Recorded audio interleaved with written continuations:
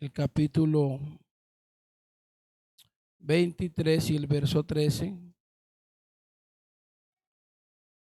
Amén. Gloria a Dios. Saludamos a nuestros adolescentes, ¿cierto? Y felicitamos a las hermanas que están involucradas en esta programación con ellos, especialmente a la hermana Alexa que ha estado ahí como liderando. Señor la bendiga.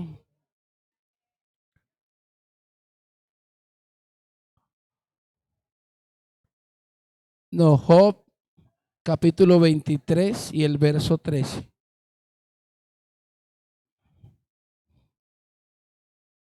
Amén. Léalo conmigo. Su alma, pero si él determina una cosa, ¿quién lo hará cambiar? Su alma deseó e hizo. Amén. Siéntese, por favor, esta mañana. De verdad, hermanos, anoche les decía a los hermanos que felicitaba a los padres de familia que, digámoslo así, han tenido como ese buen sentir de apoyar a los tutores que están al frente de esta programación, teniendo en cuenta que, es más, algunos de ellos ni aún todavía tienen hijos, pero con todo y eso sacan de su tiempo un espacio y se esfuerzan por aportarle algo en beneficio de la vida de sus hijos, ¿cierto? Y eso de verdad hay que valorarlo. Hay que valorarlo. No lo vea como algo de poco valor. No lo vea así. Porque créame que hay muchos padres de familia viviendo situaciones demasiado angustiosas con sus preadolescentes y adolescentes y aún con sus jóvenes. Y no son pocos, son muchos.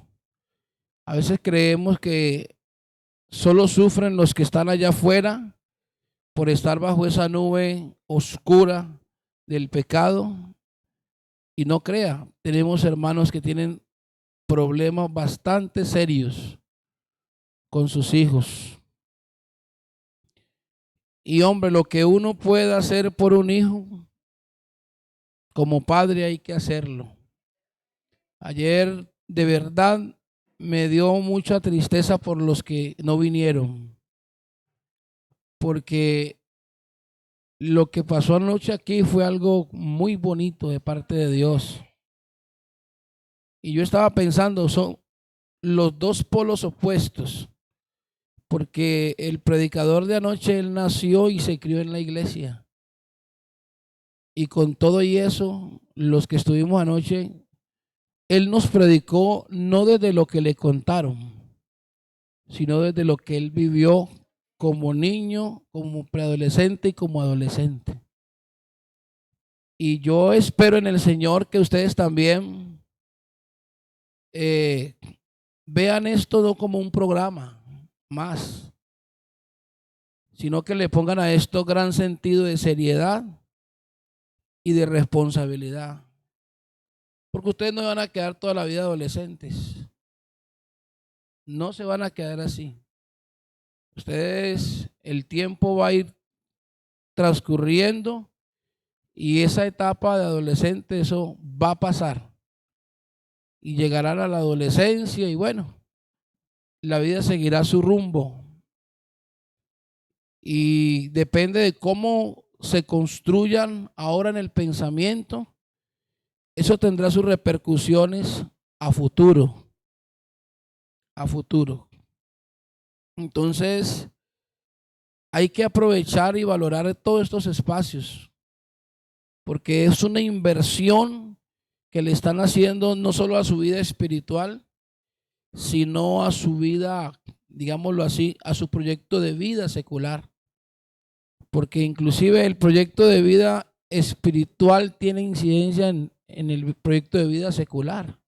¿Cuántos por una mala decisión, hermano, no han tomado caminos equivocados? Y por eso hoy tenemos una cantidad de muchachos allá que tenían sueños, anhelos, y todo eso simplemente quedó en veremos. Entonces depende mucho de ustedes, de cómo asuman toda esta información y especialmente esta palabra que Dios les está dando. Amén. Entonces me ha tocado a mí esta mañana traer la meditación de la palabra del Señor. Y la verdad, pues si el Señor quiere, brincan y saltan, pero yo no creería que el Señor quiere que brinquen y salten. Yo más bien creo que esta mañana la vamos a aprovechar para ser muy reflexivos, y especialmente ustedes, los adolescentes, los que están acá, pero también los que están allá. Yo quiero tomar como punto de referencia este texto porque de verdad es uno de los textos de la Biblia que a mí personalmente me ha sido de gran bendición en todos estos años. A mí me parece que el texto contiene un mensaje directo. Dice allí que si Él determina una cosa, ¿quién lo hará cambiar? Es un interrogante. O sea, ¿habrá alguien que se oponga a las decisiones de Dios? Nadie. Y luego dice, su alma deseó e hizo. Para mí, este texto está declarando a Dios como el absoluto soberano. ¿Sí me hago entender? Como ese ser que, como dice el Salmo 135, que este es muy ligado al otro, el Salmo 135, 6, que dice que cuanto quiere lo hace, en el cielo, en la tierra, en los mares, en los abismos. Nada es imposible para Él. Y creo que estos textos son apropiados en esta mañana para hablar de ese tema tan bonito, que Dios escriba tu historia. Yo quisiera agregarle algo. Yo quisiera agregarlo algo a eso allí. Muchachos, dejen que Dios escriba la historia de sus vidas. Sí, porque Dios puede querer hacer, pero Dios no va a obligar a nadie. ¿Sí me hago entender? Esto es algo entre Dios y el hombre. Y bueno, reflexionando en eso de deja que Dios escriba tu historia o que Dios escriba tu historia, pues todos sabemos que una historia simplemente es la narración o un conjunto de sucesos que se dieron en determinado tiempo. Ilustra lo que pasó, también determina cuándo pasó y de qué forma pasó. Eso es lo que contiene la historia. Una declaración de ciertos eventos o ciertos sucesos. Y obviamente hay historias que se convierten en un legado. En un legado. De hecho, hay historias que se pueden repetir en un momento dado.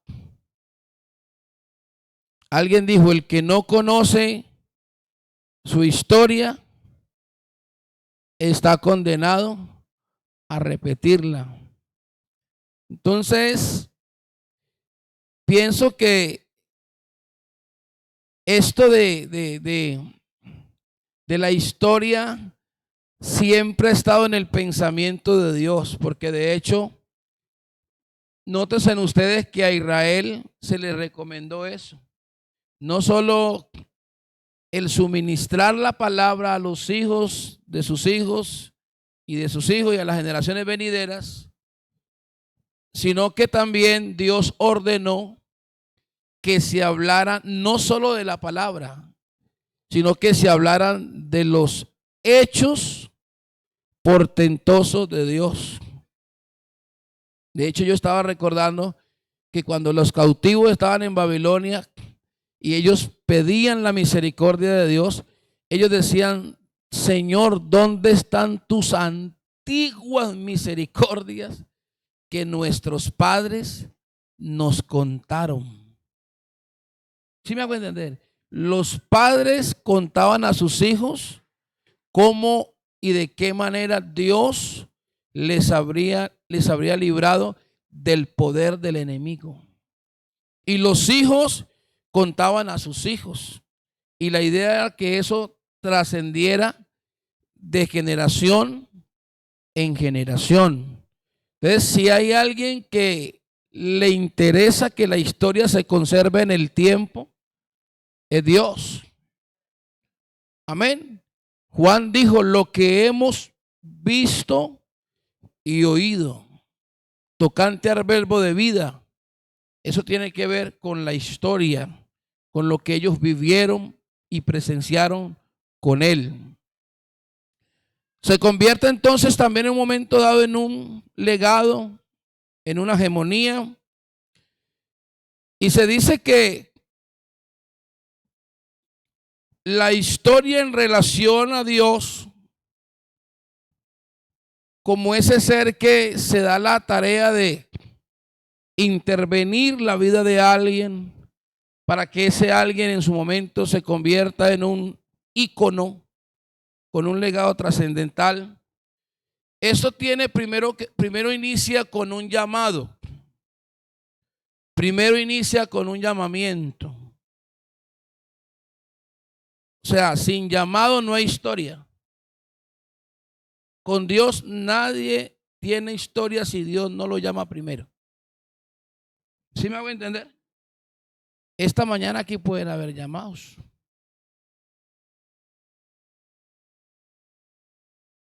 Y en la Biblia encontramos, muchachos, innumerables, digámoslo así, ejemplos. Si pudiéramos sustraer una cantidad de ejemplos de la Biblia, pues tendríamos un abanico bastante extenso. Porque tendríamos que hablar de hombres que vivieron la experiencia de ser llamados por Dios. Y por ende, Dios a través de sus obras y sus hechos les permitió a ellos construir una historia que trascendería en el tiempo. Entonces, Dios no puede escribir la historia de alguien sin antes concederle la oportunidad de llamarlo. Esto no es que, perdóneme, pero Dios no juega al azar. Ni las cosas con Dios se dan a través de una partida de parqués. Con Dios no funcionan las cosas así. Moisés aparece en la historia de los hijos de Israel, pero Moisés tuvo un llamamiento. Que si Dios le escribió la historia a Moisés, claro que sí, y se la escribió desde el llamamiento. Desde el llamamiento inicia Dios a escribir la historia de alguien. Él no es un acto coincidencial, no es algo casual que se dio o que se sucedió por accidente. No. A Moisés lo llamó Dios. para escribir la historia de su vida. Para que Abraham se convirtiera en el padre de la fe, Abraham vivió la experiencia de ser llamado por Dios de Ur de los Caldeos. Y ojo, en el llamado hay un reseteo. Es decir, el llamamiento de Dios para escribir la historia de alguien lleva implícito un reseteo. Le resetea el pensamiento. Porque si usted ve la vida de Abraham, Abraham se levantó en medio de un ambiente hostil, en medio de la cuna de la idolatría y el paganismo. Y seguramente que algo aprendió Abraham de todo lo que vio y oyó. Pero cuando Abraham recibe el llamamiento de parte de Dios, algo pasó con la vida de Abraham. Dios le reseteó el pensamiento, igual con Moisés. Perdónenme, uso unos términos para que me logren entender, ¿sí, muchachos? Moisés no era ninguna perita en dulce. No. Cuando usted ve la historia de Moisés, para convertirse en el hombre más manso, tuvo que ser reseteado por Dios. Tuvo que vivir la experiencia en el monte Horeb. Tuvo que ver la zarza ardiendo. Tuvo que oír la voz de Dios diciendo: quita el calzado de tus pies, porque el lugar que tú pisas, tierra santa es. Ya ahí lo está reseteando. El llamamiento de Dios para escribir la historia de alguien trae un reseteo. Dios le transforma el pensamiento. ¿Por qué? Porque es que para poder Dios actuar, Dios necesita que el pensamiento, por decirlo así, que el pensamiento del hermano mercenario se alinea a su pensamiento, y el pensamiento de Dios es su voluntad, porque Dios va a trabajar la historia de él con la voluntad de él. No lo va a someter, ni lo va a obligar, ni le va a imponer. No, Dios no funciona así. Entonces, por eso, primero lo que hace, lo llama, pero le resetea el pensamiento. Y ese pensamiento, por decirlo así en el buen sentido de la palabra, lo lleva cautivo a su propia obediencia. De tal manera que el postulado comienza a vivir una serie de cosas que él no las tenía agendadas. Porque después del reseteo del pensamiento viene el accionar de Dios, y en ese accionar le pudiéramos decirle así, inicia o se le da apertura al propósito de Dios, porque Dios es un Dios de propósitos. ¿Aló? ¿Alguien me regala un amén? Dios es un Dios de propósitos. Entonces lo llama, le resetea y le da apertura a su propósito con ese postulado, con ese que le va a escribir la historia de su vida. Y en ese propósito, el que está postulado para que Dios le escriba la historia de su vida, tendrá que entender que en ese propósito va a vivir experiencias. Es decir, va a pasar por diferentes estaciones. Y cada estación te va a conceder una experiencia diferente. Cada estación. Y las estaciones varían de acuerdo al propósito. Moisés vivió sus propias estaciones. Y en algunas le tocó reír, pero en otras seguramente que le habrá tocado llorar, porque en el propósito de Dios, unas veces reímos, danzamos y hablamos en lengua, y otras veces como que estamos en una encrucijada, en una sin salida, sin entender el por qué. Pero Dios tiene el para qué. Aunque no entendamos el por qué, Dios tiene el para qué. Y es el propósito de Dios que va encursado, que está en acción. A veces, algunas veces se ríe, otras veces se llora, y puede hacer que en unas estaciones llegue uno a un momento donde usted sienta que, ¿y aquí qué? ¿Para dónde cojo? ¿Qué hago? ¿Cómo hago? Todos aquellos postulados de la Biblia en algún momento vivieron la experiencia y sintieron que el horizonte se les extravió, se les perdió. Pero Dios es vigilante de su propósito. Y aunque de momento sucedan cosas que no las entendamos, te aseguro que Dios lo que se propone hacer, Dios lo hace. He dicho, lo que Dios se propone hacer, Dios lo hace. Isaías 43:13, por allá creo que hay un texto muy bonito que quiero compartirlo con ustedes en esta mañana. Isaías 43:13 dice: aún antes que hubiera día, yo era, y no hay quien de mi mano libre. Y lo que yo hago,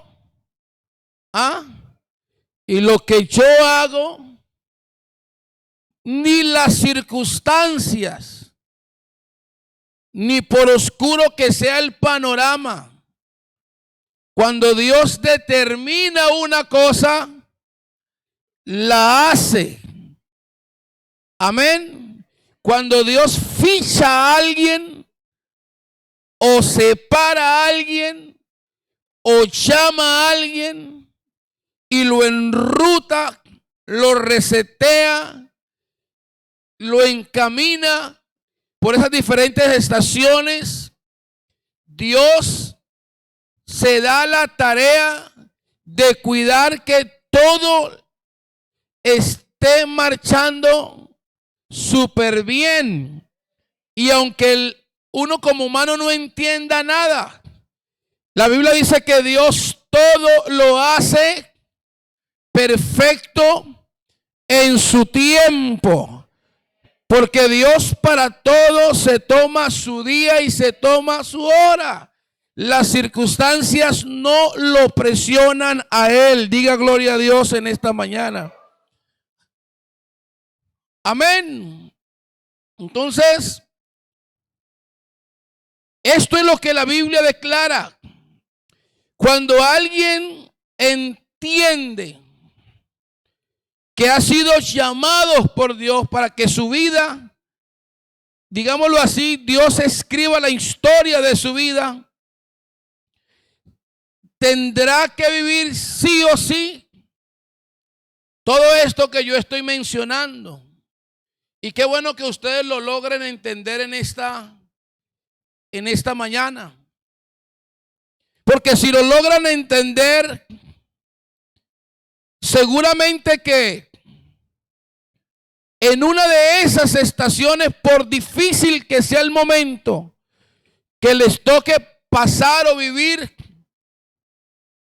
no van a desistir o no van a caer en ese estado de no continúo, no, como que mejor es volver, como que mejor es dejar que el mundo se acabe. No.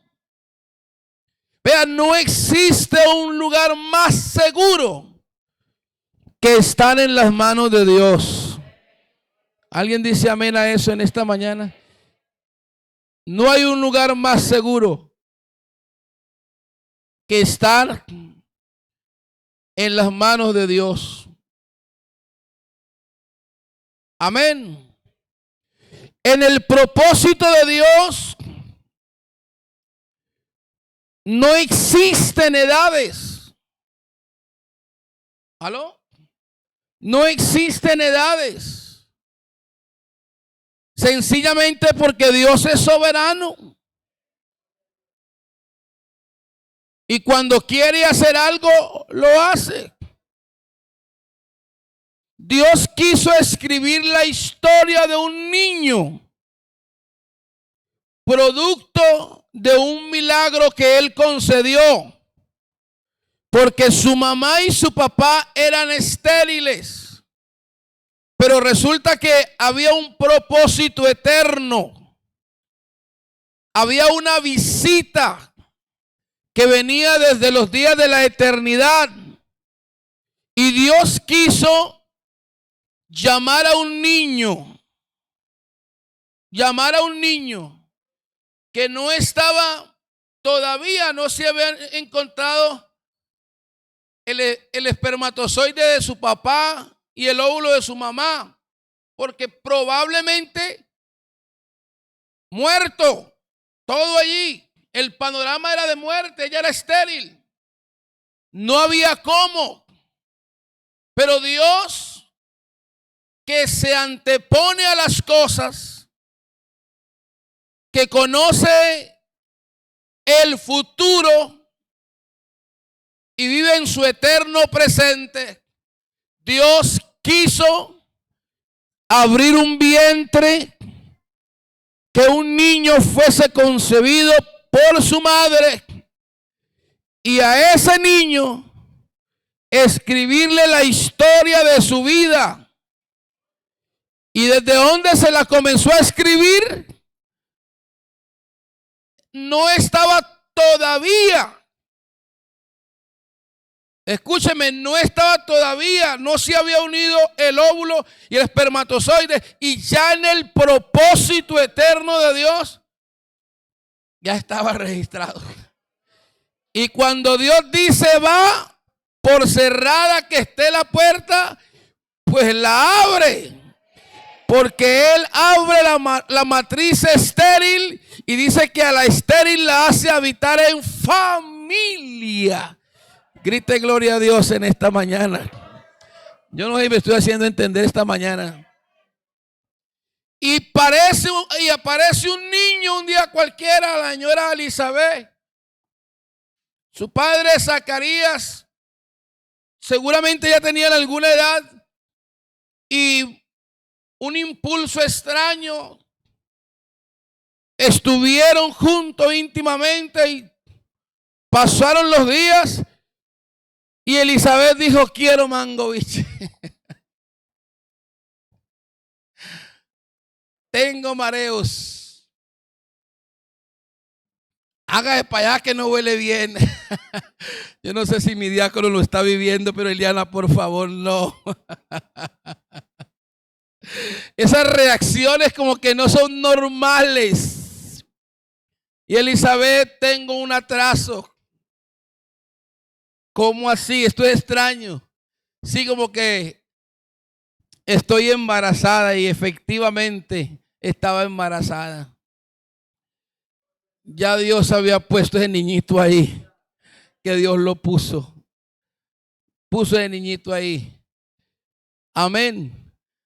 Ese niño se forma en el vientre de su madre, pero él, recuerde que allá en esa condición está en un estado de inocencia. Él no sabe nada del mundo exterior. No sabe nada. ¿Verdad o no es verdad? Pero ya Dios le tenía acá nombre. ¿Aló? Y le tenía hasta la chapa. ¿Saben qué es la chapa, no? El sobrenombre. Le tenía nombre y le puso sobrenombre. Su nombre se llamará Juan, pero a él se le va a conocer como profeta del Altísimo. Uf. Eso dice la Biblia. Y tú, niño, profeta del Altísimo, serás llamado, porque irás delante de él y enderezarás su faz y tendrás una tarea. Y tu tarea será volver el corazón de los padres a los hijos y de los hijos a los padres. Y para esa tarea necesitas una autoridad espiritual. Y se la dio no cuando nació, se la dio antes de nacer. Porque si Dios determina una cosa, ¿quién lo hará cambiar? No sé si me estoy haciendo entender en esta mañana. Cuando Dios quiere hacer algo, si tiene que romper las reglas naturales, las rompe por encima de lo que sea, pero Él hace lo que sea y con quien sea. Dígame eso en esta mañana. No sé si me estoy haciendo entender aquí. A esa muchacha le dio ese privilegio. Juan no tenía la más remota idea de lo que sucedería con él en este mundo. Pero ya Dios venía escribiendo su historia. Porque Dios funciona así. No quisiera imaginarme la niñez de Juan normal, su preadolescencia normal, su adolescencia normal. Pero me pregunto yo, en ese propósito, ¿qué papel jugó el papá y la mamá en cuanto a su ejemplo se refiere? Porque las pautas de crianza de los hijos son responsabilidad de los padres. ¿O no? Y si usted ve quiénes eran los padres de Juan, ¿sabe cómo andaban? El papá era sacerdote y su mamá era una mujer, no cualquiera, era una mujer piadosa. ¿Y sabes qué dice la Biblia? Que cómo andaba Juan, Zacarías y su mujer, que andaban irreprensibles delante de Dios. Y para mí fue una forma en que Dios honró la calidad de vida de ese papá y de esa mamá. Sí influyó en Juan el ejemplo que ellos le transmitieron.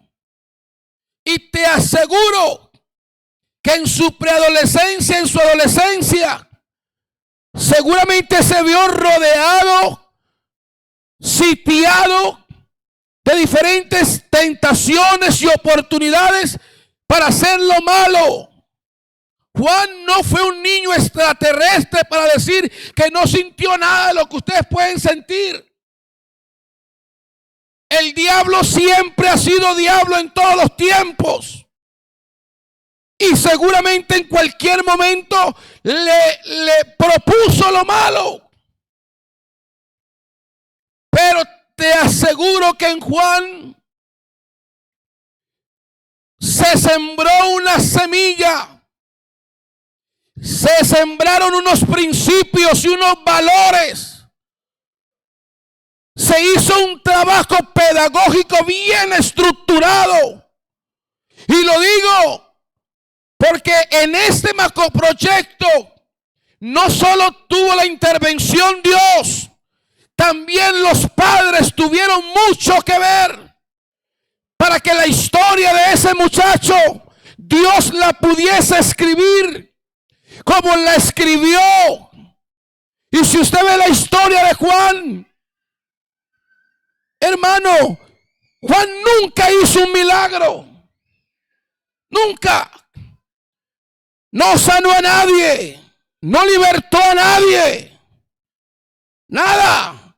Por el contrario, hasta tenía un lenguaje más bien tosco, que en este tiempo hubiera podido ser censurado por su forma tan cruda de decir las cosas. No hizo milagros, nada de eso. Pero cuando la autoridad de turno lo veía, reconocía que algo extraordinario había en él. Y era el poder del Espíritu Santo que gobernaba su vida. A su nombre sea la gloria. Algo de Dios se veía en él. No sé si me estoy haciendo entender en esta mañana. Fue el único que se atrevió a decirle al rey: la mujer que tiene no es tuya, adúltero. Decirle eso al rey implicaba firmar la sentencia de muerte. Pero Juan entendía y sabía quién era él y para qué había sido llamado. A Juan no le importaba nada más en absoluto, sino hacer lo que Dios lo mandó a hacer. Y sabía que Dios estaba escribiendo la historia de su vida. Un aplauso grande en esta mañana para él, por favor.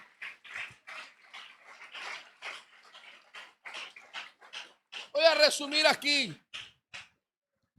Voy a resumir la historia de Juan.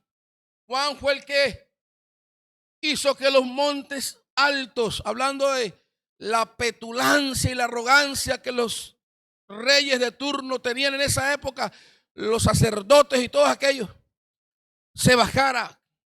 Juan allanó el camino para que el Señor viniera. Y en algún momento dado de su vida, en algún momento dado, llegó a la estación donde el horizonte como que se le extravió. Como quien dice: ya lo hice. Oigo que Él está aquí, pero no sé. Y como que entra en un estado de confusión Juan. Y no sabe qué ruta coger. A lo último dijo uno de sus discípulos: háganme un favor. Vaya, acérquense donde está el Nazareno. Y díganle que yo le mandé a preguntar si es él o tengo que esperar a otro. Vayan, díganle a él si ya terminé la tarea. Señor, Juan el Bautista mandó a preguntar que si era usted o él tiene que esperar a otro. Y la respuesta fue: vayan y díganle a Juan. No dijo vayan y díganle que yo soy. Vaya y díganle a Juan: los ciegos ven, los sordos oyen, los paralíticos caminan, los leprosos son limpios, los muertos son resucitados. Y hay algo más extraordinario: y a los pobres les es anunciado el evangelio del reino. O sea, vaya y díganle a Juan que no se preocupe. Ya estoy aquí. Ya llegué, ya estoy en el mundo. Un aplauso grande.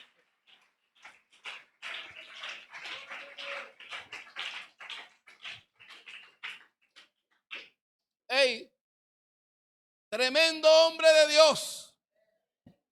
Tremenda historia de vida, ¿cierto? Que la escribió Dios. Pero qué triste final. Porque dentro de este mundo materialista no terminó con gloria.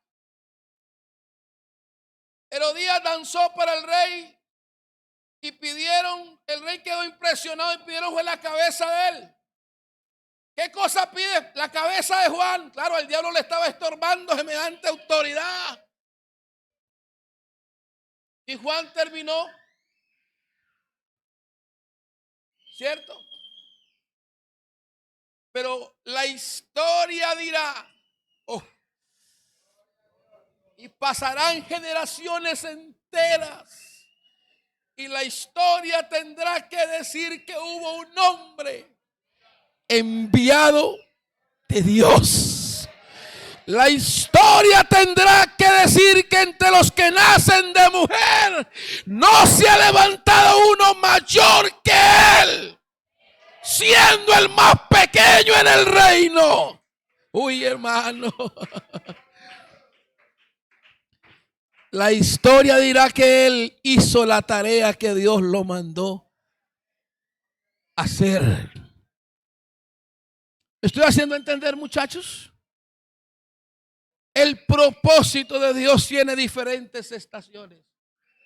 Y para que Dios escriba la historia se necesita llamado, reseteo, pero también entender que hay estaciones por recorrer. En algunas reirás, en otras te tocará llorar. Esa es la realidad. Pero te aseguro que cuando estás en las manos de Dios, te llevará de gloria en gloria.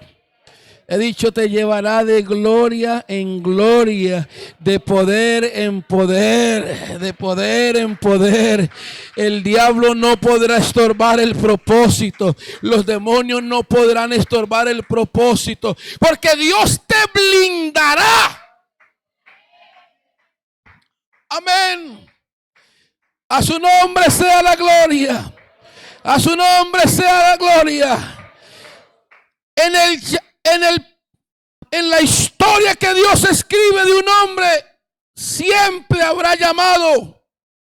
Dios aparta, Dios levanta, pero Dios también consagra para él. He dicho, Dios también consagra para él. Y el que es postulado tiene que entender que su voluntad tiene que estar comprometida con la voluntad de Dios para que el propósito siga su marcha. Bríndele un aplauso esta mañana, por favor. Aquí está Dios, hermano.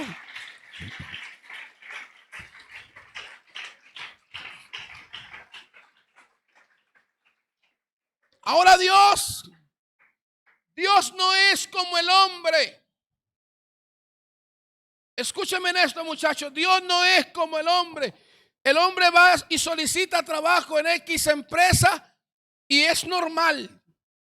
Porque la empresa tiene unos códigos y de acuerdo a la necesidad existen unos perfiles en las hojas de vida, ¿verdad, hermana Diana? Se observan los perfiles y bueno, esta es la necesidad que tenemos, probablemente este es el que apunte para esto. Eso es lo más normal. ¿Cierto? La práctica es normal. Pero Dios, si Dios se diera la tarea de mirar hojas de vida. Ay, hermano Edwin. Si Dios tomara la hoja de vida y revisara la hoja de vida para que aplicáramos, quemados totalmente, chamuscaos, ¿o no? Pero bendito sea Dios. Bendito sea la roca de nuestra salvación en esta mañana, que hace cosas extraordinarias, de verdad. Amén. Dios no mira el perfil. Dios no mira ni tan siquiera de qué familia eres. ¿Cuál es tu rol social, el estatus que maneja? Dios no mira eso. Sí, porque en la historia de la simiente de David aparece una mujer ramera y fue la tatarabuela de Jesús. Y ya no tenía nada que ver ahí, pero Dios la metió allá. ¿Y qué hizo? Solamente ocultó los espías y ya. Métase ahí. Tatarabuela del rey. Así hace Dios. A él no mira eso. Pero cuando Dios ficha a alguien y no importa el estado, vea, escúcheme lo que le voy a decir, por usted no menosprecia a nadie. Nunca más menosprecien a nadie. Porque si de una piedra puede hacer hijos de Abraham, Dios le pone el ojo a alguien. Y ayer escuchamos un tremendo mensaje de un hermano, un pastor que nació y se crió en la iglesia. Y yo lo escuchaba hablar a él, cómo Dios lo estaba usando anoche. Y yo decía, qué lindo el hermano. Gracias a Dios, porque a él le tocó, digámoslo así en el buen sentido de la palabra, esa suerte. A él. Gracias a Dios, mis hijos, yo son evangélicos desde el vientre. ¿Aló? Ayer lo hice después de un culto.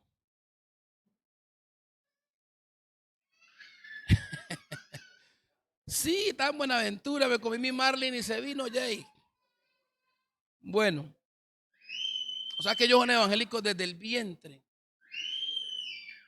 Tienen la sangre apostólica. Y eso para ellos es un honor, es una bendición muy grande. Y yo aspiro que mis hijos ojalá nunca tengan que vivir la desgracia que yo viví en el mundo. O sea, ustedes son bienaventurados los que nacieron en la iglesia.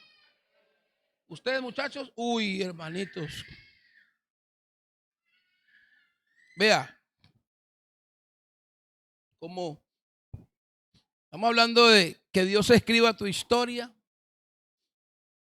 Bueno, yo les voy a contar la historia mía así. Pero van a estar atentos o no. Bueno, yo digo, bueno, gracias a Dios por los que tuvieron la oportunidad de tener papá, mamá, y un círculo de familiares que de alguna manera, pues, si no tiene la mamá, pues el tío ayuda o la tía aporta. No, nosotros no tuvimos esa oportunidad porque los tíos míos, por parte de mi papá, ellos todos se fueron. Cuando en esa época, ¿se acuerdan que Venezuela era la España de Sudamérica? ¿Se acuerdan los que son más adultos? Que la gente viajaba a Venezuela a trabajar y a mandar para acá y acá construían, en fin. Todos se esparcieron. Y mi papá, pues en esa época todavía predominaba mucho el tema del machismo y el maltrato a las mujeres, donde coger a una mujer y arrastrarla de una esquina a otra. Eso hacía que el hombre se sintiera súper macho. Y sí, es cierto, hermanas, que así era. En esa época, darle maltrato físico a una mujer, eso eso hacía que los hombres se sintieran así grandísimos. Y mi papá tenía récord en eso. Fue un hombre patán, maltratador. Mi tío una vez me dijo, él no fue ni buen hermano. Él se fue mal padre, mal papá, mal esposo, mal de todo. El papá mío. Yo lo vine a conocer ya grande. Y resulta que, pues como él se fue, mi mamá quedó con los muchachitos sin saber qué hacer. 5 muchachos, entre ellos una mujer. Pues a ella le tocó que irse por razones de fuerza mayor a invadir en esa época. Yo estaba muy niño y había un grupo que fueron los que en esa época, digamos que hacían las invasiones y le daban eso a la gente más pobre. Hay muchos barrios que esos grupos, no los menciono porque no hay necesidad de mencionarlos, pero el presidente del grupo de la República, no el de la iglesia. Y ellos invadían sectores y luego eso se lo daban a la gente más pobre. Lo que fue parte de Siloé, parte del Farillón de Floralia, parte de Petecuí, todo eso por allá, todo eso. Y entonces a mamá le tocó que irse en esa época allá a un sector de Camilo Torres o la isla. Y allá cuando se hacían en esa época los cambuches, ¿no? La guadua, la teja de de cartón, no, la de zinc, no, hay una teja negra de cartón. Y eso se forraba con plástico y con tapa, ¿se acuerda? Con tapa y bueno, ahí era el cambuche y no habían baños. Los baños que se usaban en la época eran los huecos. Y bueno, ustedes entenderán, algunos vivieron esa experiencia, o solo yo. Las letrinas, eso se hacía. Y mamá muy pobre, muy pobre. Entonces ella le tocó, mi papá se la trajo de por allá de Cartagena, porque en ese tiempo para esos sectores había mucha pobreza y a las niñas las regalaban.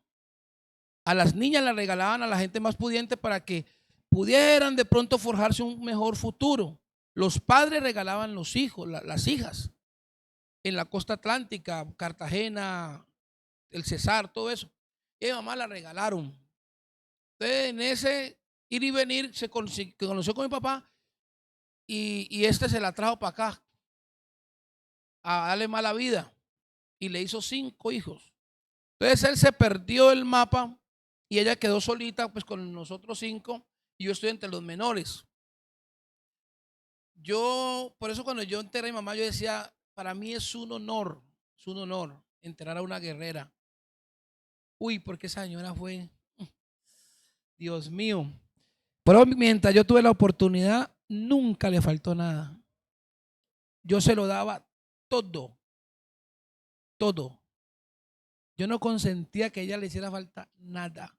Yo le daba la comida, le daba todo, todo, todo. Yo decía, ella se lo merece todo, todo. Porque fue una mujer que, nos dio un ejemplo de esfuerzo muy grande. Y en medio de su pobreza, ella se iba a vender chontaduro y mangos y quedábamos los menores allí. Uno de los mayores cogió mal camino por el ambiente, cayó en las drogas, la droga lo destrozó.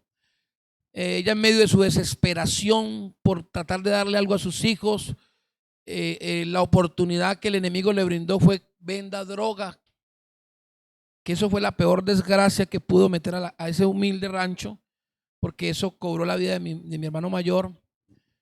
Y bueno, la vida era una vida muy hostil, muy hostil, muy dura, mucha pobreza extrema. A veces si desayunábamos, no comíamos, si comíamos, no almorzábamos. Pero digo, yo los admiro a ustedes que todo lo tienen, ¿o no? Este señor todo lo tiene. La vida mía no fue así. Entonces, en ese ambiente comenzó a predominar mucho el tema de la droga. La droga en ese tiempo apenas estaba cogiendo fuerza. Estamos hablando de hace 20 y pico de años. Hace 20 y pico de años. Escasamente se vendía por ahí la marihuana, pero ya luego vinieron los otros y esos eran más letales. Bueno, entonces en ese ambiente comenzaron a surgir muchachos que cogieron el camino de la droga, el camino del sicariato, esa vida oscura. Yo era un niño muy pequeñito. Y resulta que en esa época a los niños los recogían los hermanos de la iglesia pentecostal y los llevaban al barrio popular, a la iglesia. Y entre esos niños, pues a mí me llevaban a las escuelas dominicales, mamá me dejaba ir, pero realmente era porque pues en esa época, ahora ya no se puede hacer eso porque un café mal hecho trae problemas.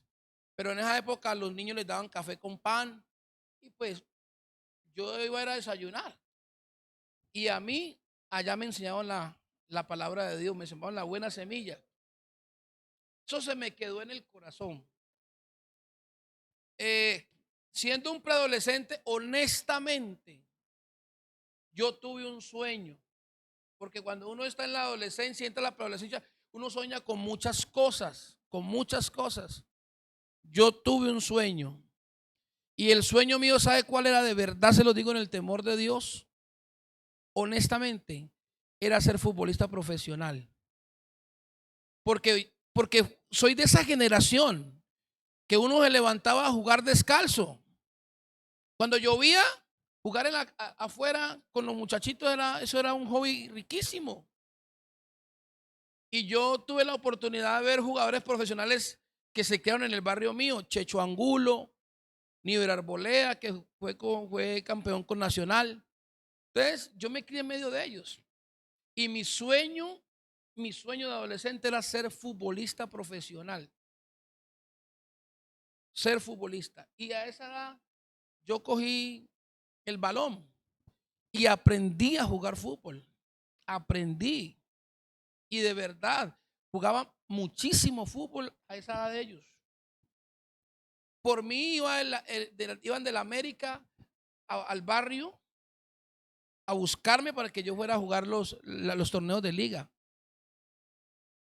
Y yo iba, entre comillas, bien. Yo me crié con un jugador de fútbol que llama Leonardo Fabio Moreno. ¿Lo han escuchado? Él y yo somos Leo. Así le decimos nosotros, Leo. Toleo le decimos. Él y yo somos contemporáneos. Nos criamos juntos. Pero resulta que ese sueño se fue extinguiendo porque yo comencé o tomé una decisión equivocada. Comencé a relacionarme mal. Pero yo a mis hijos, ellos hasta hoy tienen una frase que yo les inculqué de niño. Cada que iban al colegio les decía, ¿cómo les decía yo, Ser? A la mala compañía, húyele. Siempre les inculqué, uno con todo el mundo no se relaciona. Hay gente que te influye para lo malo. Siempre. ¿Por qué? Porque yo fui víctima de eso. Yo me relacioné mal con muchachos que ya habían cogido el camino malo. Y ese sueño se fue extinguiendo. A mí me llegaban a buscar para que fuera a jugar torneos. La Corporación del Parque de la Caña, Correo La Postal. Hubo un profe que me dijo, tú tienes un futuro en tus pies. Tienes mucho dinero en tus pies. Que era muy habilidoso para jugar fútbol, de muchacho. Pero ese sueño se fue perdiendo con el tiempo. Porque ya en la adolescencia le abrí paso a la vida bohemia. Ya no quería ir a entrenar a las canchas del Limonar, cuando entrenaba en América acá. Ya no quería entrenar. Ya habían partidos a los que no iba por ir a la miniteca. Y comencé una ruta de indisciplina y de desorden.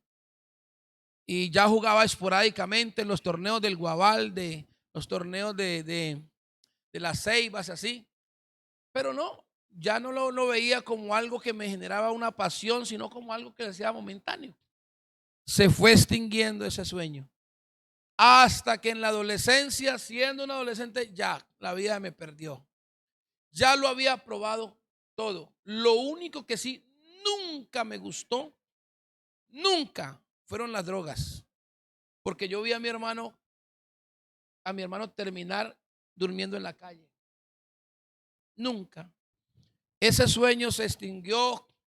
Ya cogí caminos oscuros, mal relacionados. No, la vida se me deterioró a pedacitos. Caí como en un hoyo profundo donde no veía esperanza de salir nunca más de allí. Es más, yo llegué a pensar alguna vez que yo no pasaría los 18 años, siendo consciente de eso. Y andando en ese mundo hostil de oscuridad, a los 16 años, no estaba haciendo nada bueno, porque no hacía nada bueno. Era un esclavo ya del mal. Me impactaron en la columna y ahí fue donde me dejaron a mí postrado, sin poder caminar, usando pañales desechables, sin sentir las necesidades fisiológicas. Y ahora me convertí en una carga superior para una pobre mujer que no tenía de dónde, porque la pobreza reinaba en la casa. Imagínese usted, y ella desesperada sin saber qué hacer, y yo en ese estado, en esa condición. Sin embargo, Dios siempre tiene un as.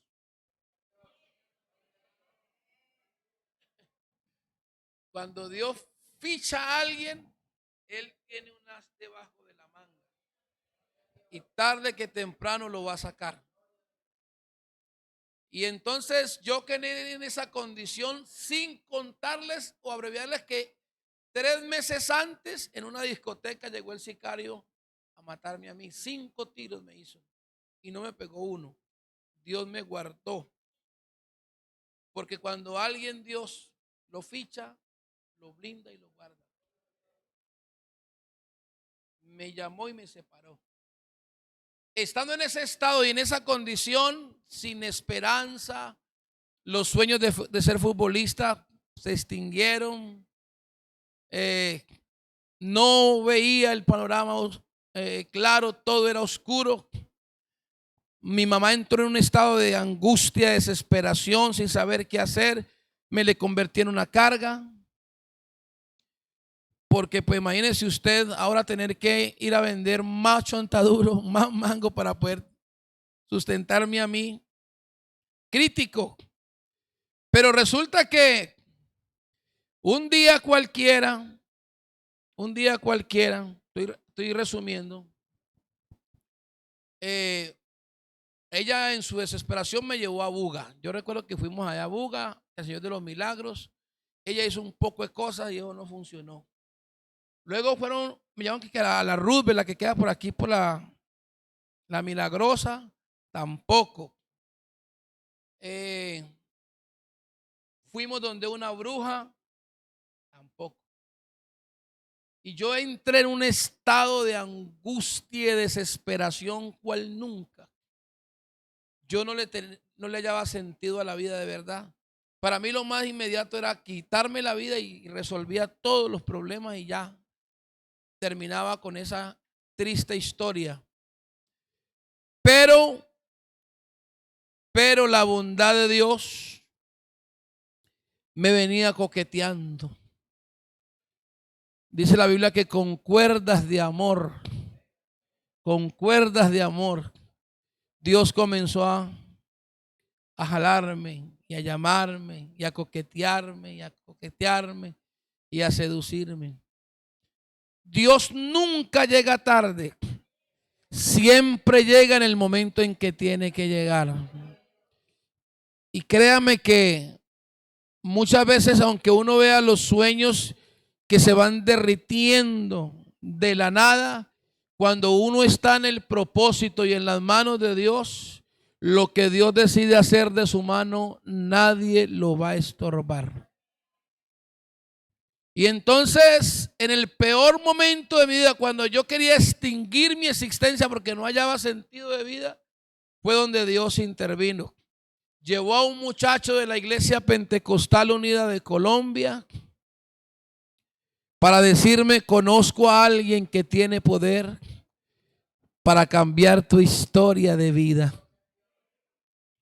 Para cambiar tu historia de vida y levantarte de ese estado y de esa condición en que estás.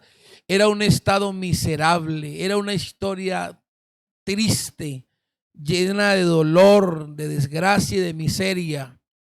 Pero Él me presentó al que quería escribir una historia nueva con la vida mía.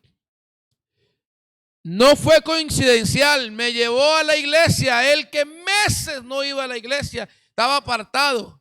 Y el día en que me llevó a la iglesia con 4 amigos, ese día la gloria de Dios trató con él y a mí que estaba postrado, me levantó de allí. Me levantó de allí. Ese día me levantó el Señor de allí. Y ese día me llamó Dios. Me llamó la roca de Israel. He dicho, me llamó la roca de Israel. El que te puede llamar esta mañana a ti, aquí sentadito. Me llamó Él y me reseteó el pensamiento. Me dijo, tiene que renunciar a todo lo que usted tiene. Yo no tenía nada bueno, todo era malo. Y me dijo, tiene que renunciar a eso. hay dos opciones, viene conmigo o se pierde allá. Y dijo, voy con usted. Y renuncié porque me reseteó el pensamiento. Renuncié a los amigos con los que había construido parte de la historia mía de vida. Renuncié a ese mundo de maldad, a ese mundo de pecado. Renuncié a esa vida bohemia en la que el diablo me metió. Renuncié a todas aquellas cosas que Dios me decía, renuncia a eso, suelte eso. Yo lo soltaba y lo solté. Porque entendí que el que me estaba llamando no era un cualquiera. Entendí que algo bueno por fin venía para la vida mía. Porque no se me habría cruzado un cualquiera en el camino. Se me habría cruzado el dueño, amo y señor del universo, Jesucristo el Rey, el que está aquí en esta mañana con ustedes. Renuncié a todo eso. Renuncié a todo eso y viví un proceso que no entendía. Porque la vida mía, hermano, yo tenía problemas jurídicos porque cogí la vida mala. Y un día cualquiera me fui por allá a una montaña. ¿Ustedes conocen el arquidiocesano? El arquidiograma se llama, que queda en la Merced Segunda con arquidiograma. Ahí hay una loma, ¿sí la han visto? A la orilla del río Cali. Yo me fui a esa loma solo, no le dije a nadie. Me fui solo y hablar con Dios, a decirle, porque me llegó una boleta de citación que me presentara a un juzgado. Y yo tenía opciones, me iba o me presentaba. Y me fui a esa montaña a decirle, no quiero ir a la cárcel. Yo no quiero ir por allá. Yo le dije a usted que no es que, porque uno está descarado. De verdad, hermano Edwin, me tocó presentarme. Cuando me presenté allá, me dijo el fiscal, usted queda detenido por esto, esto, esto y esto. Tenía 18 años cumplido. Cumplí un martes y en esa misma semana me dejaron detenido. Tenía que ir a la cárcel. Y yo le había dicho a Dios que no quería ir por allá. No entendía el propósito, pero Dios me llevó a la cárcel. Era simplemente un simpatizante que venía de recibir un milagro de Dios, volver a caminar. Llegué a la cárcel, me encontré con antiguos enemigos, pero cuando los caminos van siendo agradables a Dios, aún a sus enemigos hace estar en paz con Él, ¿no? Llegué allá, no era bautizado, tenía hambre de Dios, sed de Dios, pedí la doctrina. El hermano del pastor misionero en Japón, Orlando Tobar, él me dio la doctrina. Un día cualquiera me dijo el pastor Alcibiades González, la única agua que hay aquí es agua sucia que hay ahí, donde los internos lavaban los platos, había papa, yuca, racacha, eso estaba fea esa agua ahí. Me dijo, pues si Naamán se metió a ese río, pues usted verá, lo único que hay es eso. Le dije, no importa, el todo es que Él me perdone. Y me metí allá en medio de la papa y la yuca y me invocó el nombre más grande que hay. Ese día sentí que quedé balsudito, como si me hubieran quitado un peso de encima. Esa carga de pecado me la quitó el Señor. Pero y verá, me la quitó el Señor. Me bauticé. Oh, gloria a Dios. Me hablaron de la promesa del Espíritu. Y dije, yo lo quiero. Y estando en el patio de la cárcel, en la mitad del patio, estaban haciendo un culto los trinitarios y yo me paré ahí al lado y comencé a invocar a Jesucristo como único Dios verdadero. Y mientras adoraba y cantaba y adoraba, vino un destello de luz, yo lo vi, se metió en mí. Y comencé a danzar en la mitad del patio y hablar en nuevas lenguas según el Espíritu me daba que hablase. Ese día Dios me llenó con el Espíritu Santo. Y no sabía que allí en ese mismo patio Dios me iba a levantar como primer predicador de la Iglesia Pentecostal Unida de Colombia. En ese mismo patio me llevó Dios en su propósito a la cárcel. Comenzó a darme gracia y a revelarme su palabra y a hacer de mí un predicador. Y se formó una iglesia, él es testigo. Una iglesia, trabajó conmigo muchos años allá en la cárcel. Se formó una iglesia, un grupo grande, y el pastor entraba y comenzó a bautizar gente, y yo era aquí que el líder. Imagínese usted, yo era el líder, pero era el proceso en que Dios me estaba formando. Un día cualquiera dijeron: necesitamos un predicador en el patio quinto. ¿Sabe qué era ir al patio quinto? Era como ir a una jaula minada con leones, literal. Era el peor de los patios que habían. Tan terrible era que no había sino como 50 internos, no había más. De los más malos que habían estaban allí. Y el hermano Aparicio dijo: necesitamos un predicador en el patio quinto. Y yo estaba cerquita de él. Y cuando él hizo esto, yo le dije: ey. Quiero orar por usted, porque él hablaba así. Quiero orar por usted, para que vaya para allá. Le dije: bueno, si el Señor quiere, yo me voy. Pero eso sí, dígale a él que aplaque a los leones allá. Y oró por mí y me fui. Dejé el patio 2 y me fui al patio quinto, donde estaban los leones. Pero cuando llegué allá, ya Dios estaba allá con los leones. Y Dios me dio gracia con el que mandaba el patio y me dijo: aquí tiene una celda, tenga de la regalo. Y entonces dije yo: bueno, me tocó venir acá. Habían como 3 que simpatizaban. Me conseguí un cosito de estos. Mandé a hacer un coso de eso en artesanías, un atril, y me paré en la pared del patio y comencé a hacer culto, a predicarles a ellos. Y ya se fueron anexando uno que otro. Bueno, Dios comenzó a hacer su obra allí. Existía un mezanín. El hermano Edwin lo conoció. Un mezanín donde los internos subían a pelear y a matarse allá. Ahí los bajaban para la morgue. Y yo comencé a decirle: Señor, deme ese mezanín y yo le construyo un templo a usted allí donde su nombre sea glorificado. No tenía los medios, pero cuando Dios quiere hacer algo, Dios lo hace. Y hablé con el que mandaba, era un joven Funes de la Unión. Y él me dijo: no hay problema, hágalo. Señor, ¿y los recursos? Dios provee los recursos. Le resumo: lo que antes era un ring, Dios me permitió construir un templo allí. Un templo donde cantidad de internos recibieron la palabra y fueron promesados con el Espíritu Santo. Yo no sabía lo que estaba pasando conmigo. Venía en el propósito. De hecho, había otro líder, mejor predicador que yo. Yo era un novato. Silvano, tremendo predicador.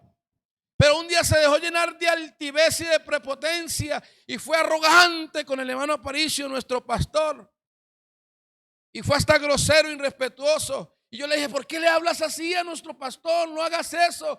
Y el pastor me dijo: tranquilo, hijo. Antes de la caída viene la soberbia. Ese hombre era un gran hombre de Dios. Y él dijo, él iba a imponer la mano y dijo: no, lo que era para ti, ahora Dios se lo da a este hombre. Arrodíllate. Y me impuso las manos y me dijo: recibe lo que Dios trajo para ti. Me impuso las manos sobre mí. Impuso las manos sobre mí y fui nombrado como el líder de la cárcel. Dios me preparó, me capacitó y comencé a ser un instrumento útil en las manos de Dios para que otros internos se convirtieran al Señor. Nos regaló un gran avivamiento en la cárcel, cantidades arrepintiéndose y bautizándose en el nombre de Jesucristo. Un día cualquiera, ya llevaba yo como 4 años y algo, y yo dije: ay Señor, si algún día me permitieras volver a una convención. Yo fui una sola vez. Dios me sacó de la cárcel, me envió custodiado con 4 guardianes.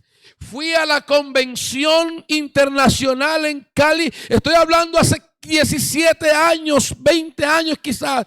Y estando en la convención con ellos, dije: ay Señor, si yo pudiera testificar tu grandeza.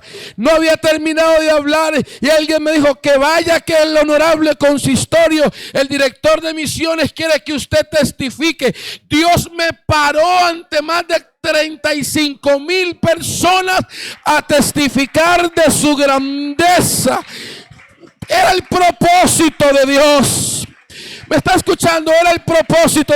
Cuando testifiqué, me iba a bajar de la plataforma y un hombre me dijo: bájate, ya testificaste. Pero otro hombre de Dios me dijo: no, no te bajes. Este es tu lugar. Yo no sabía que Dios me tenía un lugar. No te bajes, este es tu lugar. Pasó el tiempo y volví a la cárcel. Y estando en la cárcel una madrugada, Dios sabe que le estoy contando mi experiencia.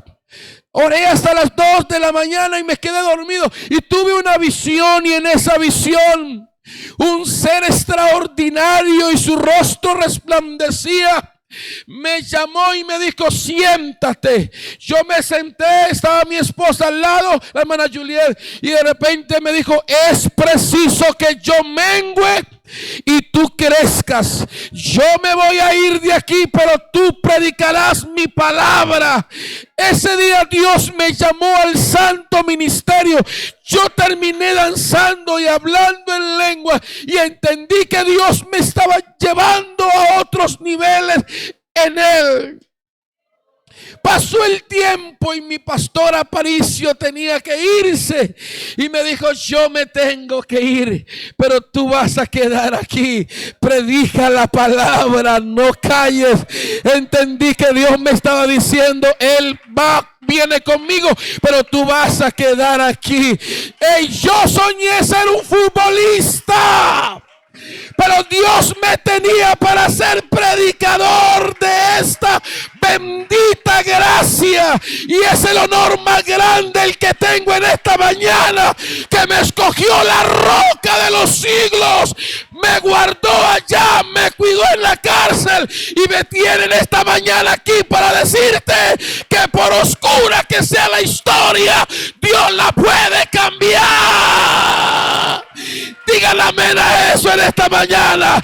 Dios la puede cambiar. Yo puedo estar aquí colocando la mano sobre un hombre de Dios. Yo puedo estar señalando una misionera aquí en esta mañana. Yo puedo estar señalando la esposa de un pastor en esta mañana. Aleluya. Escribió mi historia. Y pudiera decirles muchas cosas más. Pero son 29 años.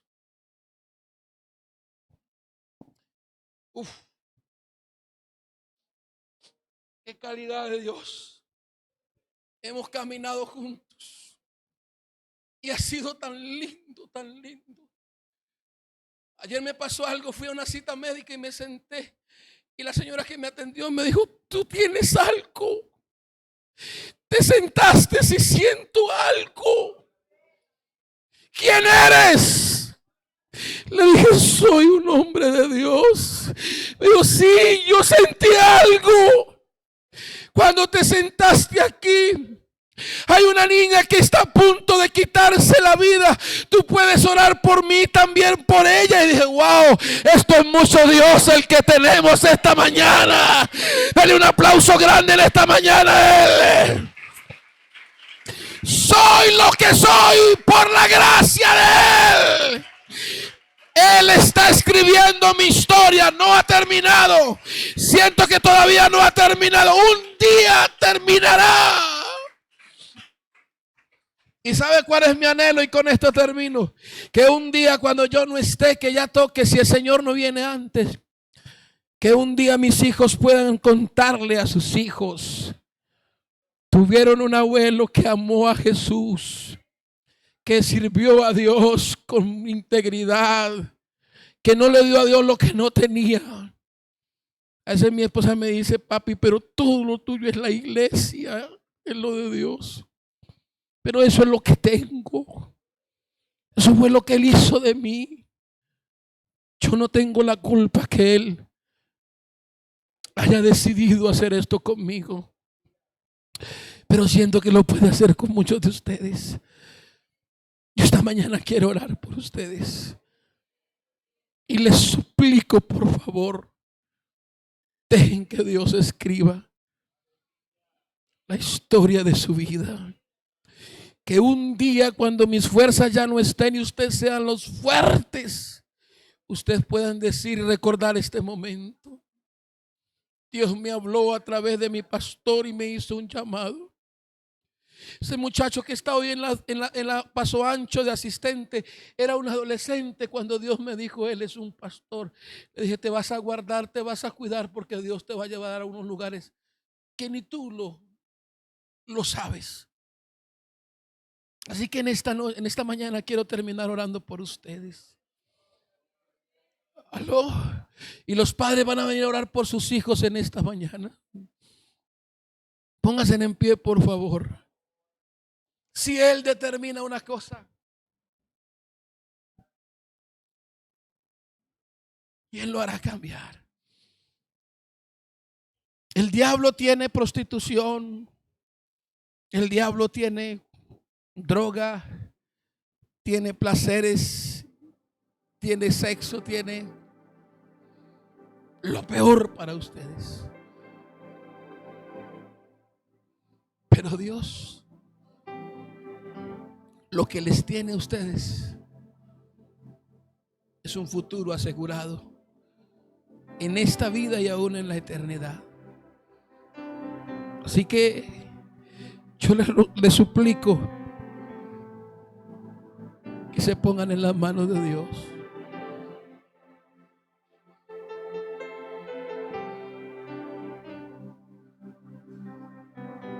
No me digan: pastores, que estamos adolescentes. Es la edad. Dios llama a niños, llama a adolescentes, llama desde el vientre. Él hace lo que quiere. Quiero abrir este altar. Se van a bajar de ahí y todo este altar va a estar abierto.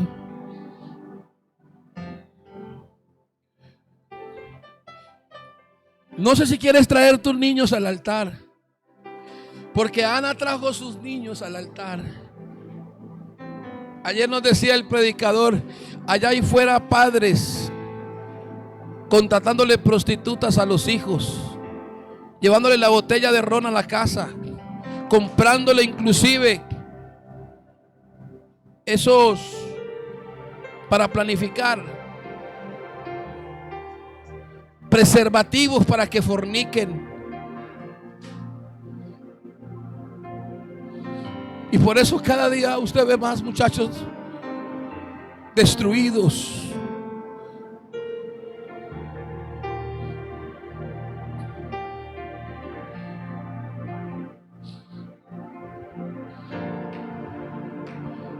Entrégale tus hijos en esta mañana al Señor. Ana vino y dijo: aquí los traigo. A estos se los entregué del vientre. Estos días lo escuchaba decir: si Dios me necesita, puede contar conmigo.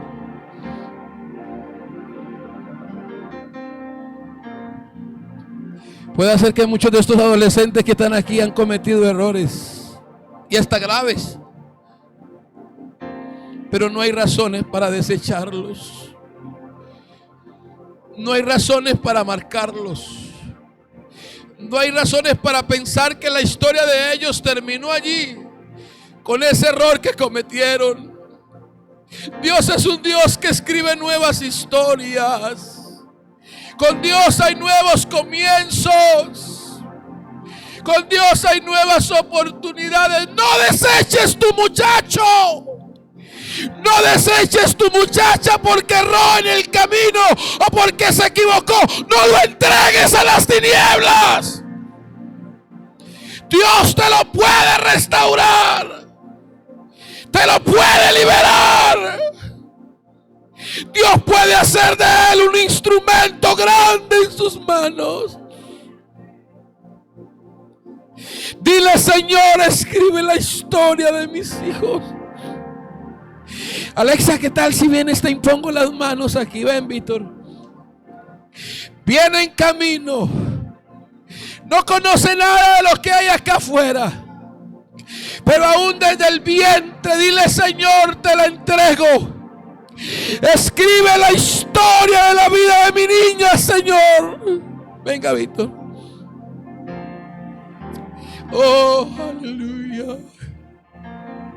Pablo dice: Él me escogió desde el vientre de mi madre.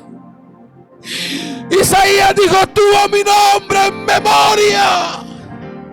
Se acordó de mí. El Omnipotente hizo de mí lo que hoy soy. Señor, en esta mañana, Señor, en esta mañana,